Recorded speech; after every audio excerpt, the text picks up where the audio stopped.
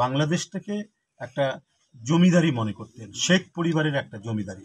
এখানে যত কাঁঠাল গাছ, যত আম গাছ, যত পুকুর, যত জায়গা জমি, এটা হচ্ছে সব শেখ পরিবারের। 18,35,000 কোটি টাকার ঋণ নিয়ে এর মধ্যে 17,60,000 কোটি টাকা পাচার করেছে আওয়ামী লীগের সমস্ত লোকজনরা।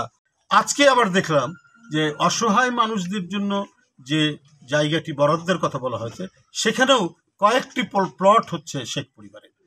তো যারা মিসকিনের জায়গা আত্মসাৎ করে তারা কিসের প্রধানমন্ত্রী?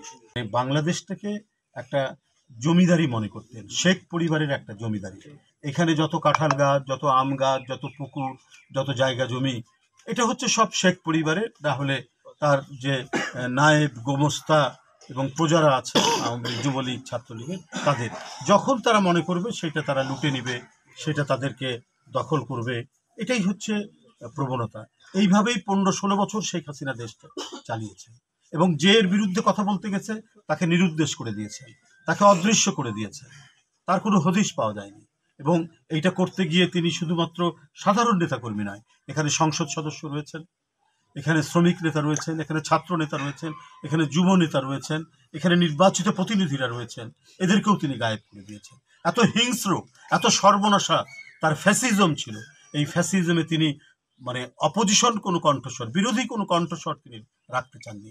এবং এটা দমনের জন্য একদিকে যেমন কালাকানুন করেছেন, ডিজিটাল নিরাপত্তা আইন সহ নানা ধরনের কালো আইন তিনি তৈরি করেছেন, আর প্রত্যক্ষভাবে তিনি দমন করার জন্য তিনি এমনভাবে র্যাব, পুলিশকে গঠন করেছিলেন যাদের অধিকাংশ কর্মকর্তা ছিল আওয়ামী লীগ ঘরানার অথবা যুবলীগ, ছাত্রলীগের অথবা সেই সমস্ত পরিবার থেকে আসা।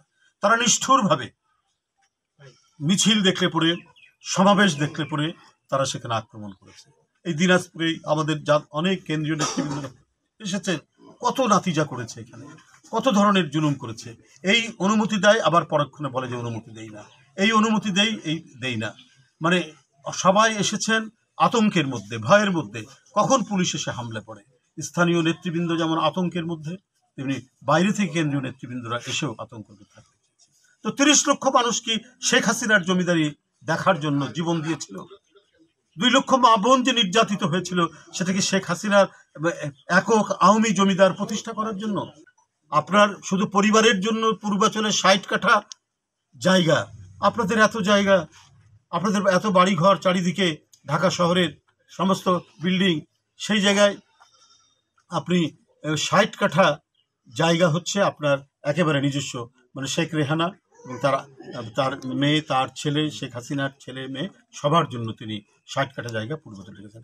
আজকে আবার দেখলাম যে অসহায় মানুষদের জন্য যে জায়গাটি বরাদ্দের কথা বলা হয়েছে, সেখানেও কয়েকটি প্লট হচ্ছে শেখ পরিবারের।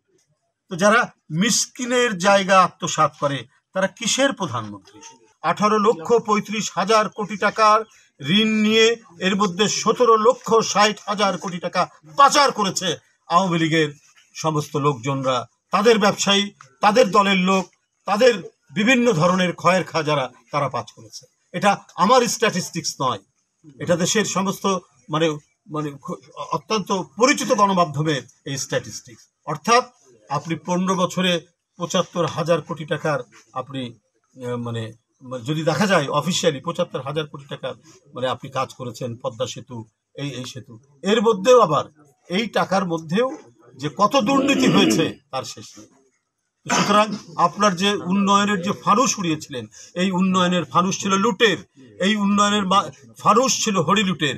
এই উন্নয়নের যে আপনি ঝাড়বাতি দেখানোর চেষ্টা করছেন, এইটা ছিল দেশে পাচার করার টাকা।